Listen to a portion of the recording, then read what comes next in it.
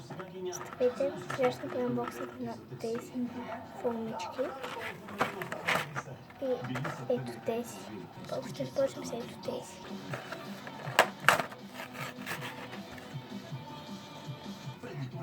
Тези се скъса и пилките паднаха на земята, но сега ще ги покажа. Първата е звънче, втората е муха, третата ръкавичка, четвъртата снежен човек, петата къщичка, шестата бисквитко, последната седма душ и последната звезда.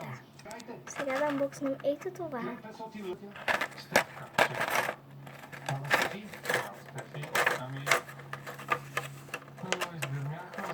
Ще се върна.